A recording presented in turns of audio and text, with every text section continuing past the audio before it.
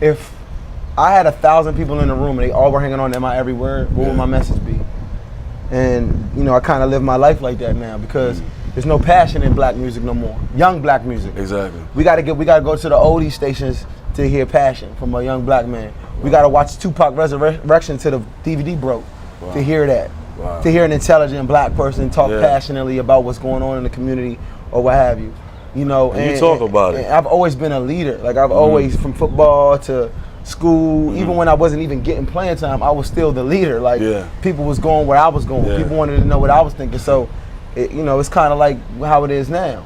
And you have a very strong fan base, of very educated black women. That Diary song. Absolutely. What you were feeling when you recorded that? You know, like I'm not like I've done a lot of wrong in relationships, and I have a lot of female friends that have been you know hurt from you know relationships or whatever.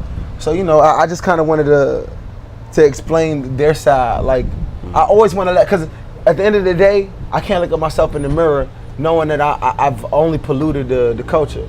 Because I know I say a lot of things that might pollute the culture or might be perceived as negative, but at the end of the day, like I want to make sure that people know my heart. I could say, look, no hands and do, you know, have fun and whatever.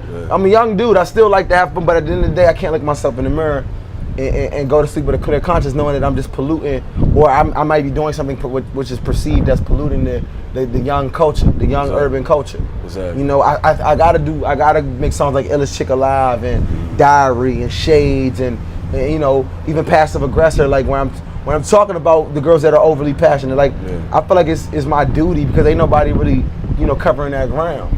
And it's like I said, at the end of the day, I could go flat broke. Me and my people, we can lose it all. Me and G could go back to DC with nothing. But at the end of the day, if they know our heart, what we stood for, I'd be happy working at somebody's community center, you know, making $11 an hour, telling everybody about how I toured the world with Jay-Z and this and the third. They know my heart now, I'm good. It's real people, real convo.